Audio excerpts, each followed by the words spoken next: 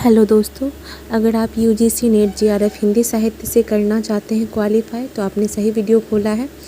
और इसकी शुरुआत सबसे पहले आप सिलेबस से करेंगे, क्योंकि सिलेबस याद रखना बहुत ज़रूरी है ताकि आपको पता रहे कि क्या क्या पढ़ना है और क्या नहीं पढ़ना है। हिंदी साहित्य में 10 यूनिट पढ़ना है, इकाई 1 से इकाई 10 तक। इस वीडियो में इकाई 1 से इकाई 4 तक का क्या सिलेबस कवर किया गया है और जो आपको एग्ज़ाम के लिए काफ़ी हेल्पफुल रहेगा। इसमें इकाई 1 में हम लोगों को हिंदी भाषा और उसका विकास पढ़ना है, जिसके अंतर्गत प्राचीन भारतीय आर्य भाषाएं, मध्यकालीन भारतीय आर्य भाषाएं और मध्यकालीन भारतीय आर्य भाषाएं के अंतर्गत पाली, प्राकृतिक, अर्धमागधी, मागधी, अपभ्रंश और उनकी विशेषताएं, अपभ्रंश, अवहट्ट, पुरानी हिंदी का संबंध पढ़ना है।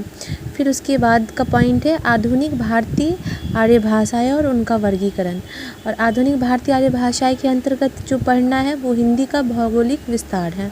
जैसे कि इसके अंदर कुछ पॉइंट है, हिंदी की उपभाषाएं, पश्चिमी हिंदी, पूर्वी हिंदी, राजस्थानी, बिहारी तथा पहाड़ी वर्ग और उनकी बोली जाने वाली बोलियाँ, खड़ी बोली, ब्रज और अवधी की विशेषताएं।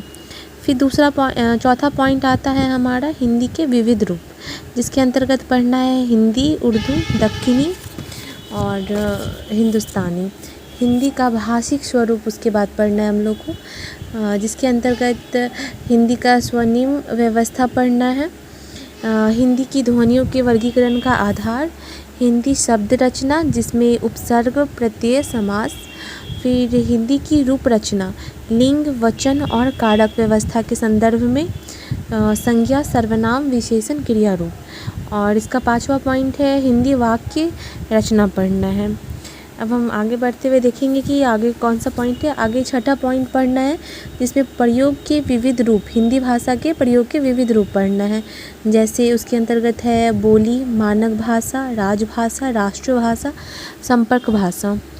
फिर 7वां पॉइंट है संचार माध्यम और हिंदी, कंप्यूटर और हिंदी, हिंदी की संवैधानिक स्थिति, देवनागरी लिपि और देवनागरी लिपि के अंतर्गत विशेषता और मानकीकरण पढ़ना है। अब हम लोग देखेंगे कि इकाई 2 में हम लोगों को क्या क्या पढ़ना है। और इकाई 2 का में जो टॉपिक पढ़ना है वो काफ़ी लंबा है।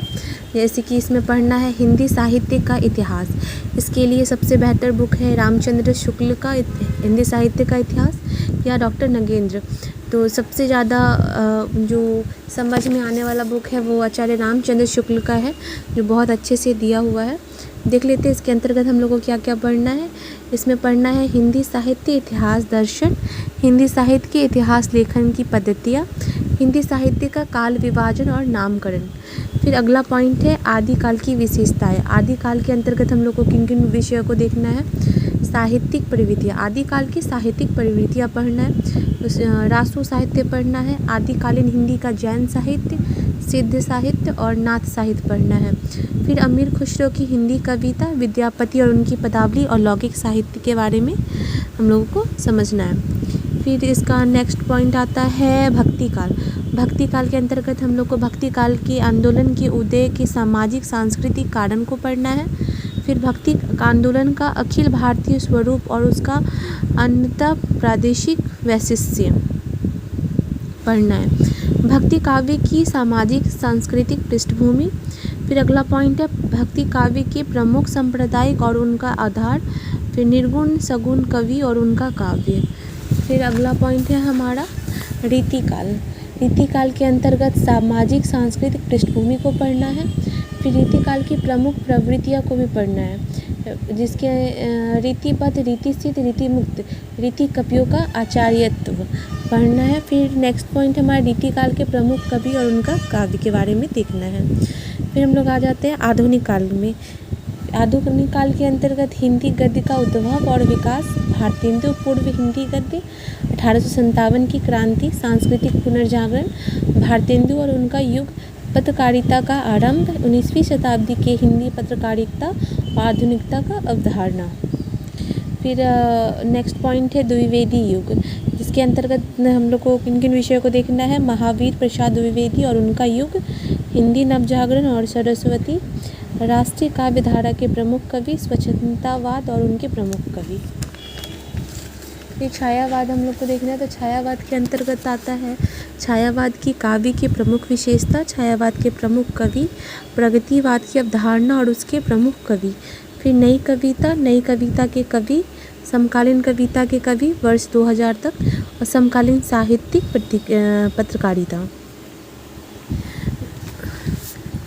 फिर हम लोग इकाई 2 में सबसे मेन टॉपिक है हिंदी साहित्य की गद्य विधाएँ देखेंगे।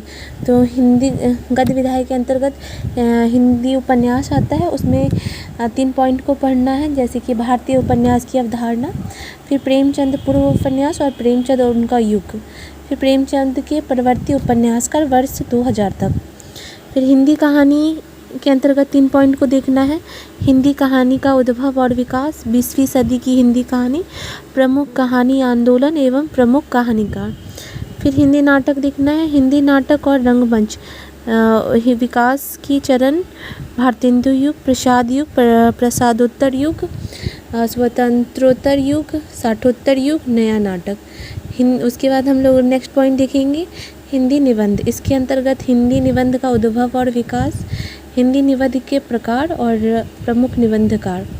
फिर हिंदी आलोचना पढ़ना है, जिसमें 3 पॉइंट इसमें भी है, हिंदी आलोचना का उद्भव और विकास, समकालीन हिंदी आलोचना एवं उनके विविध रूप, प्रमुख आलोचक।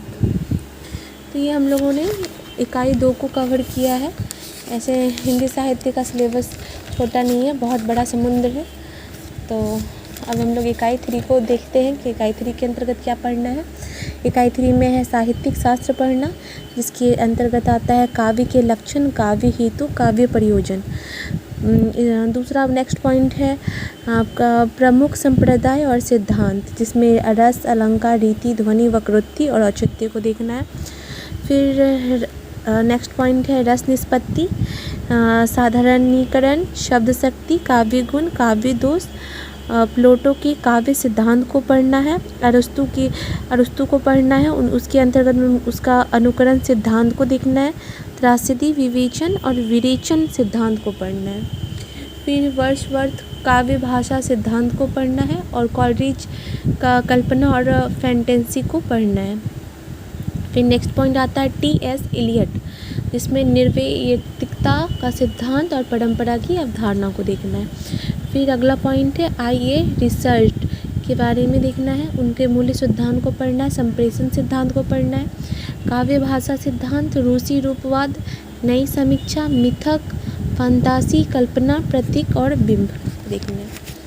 हम लोग चलेंगे इकाई 4 की ओर। इकाई 4 में हम लोग को वैचारिक पृष्ठभूमि को पढ़ना है, भारतीय नवजागरण स्वाधीनता आंदोलन की वैचारिक पृष्ठभूमि।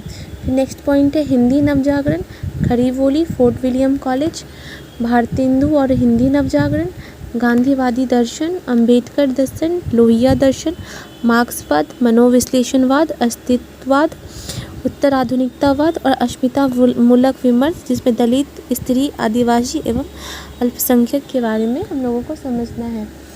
इसमें इकाई से इकाई 4 तक का पूरा वीडियो बहुत अच्छे से कवर किया गया है, क्या क्या पढ़ना है क्या नहीं पढ़ना है।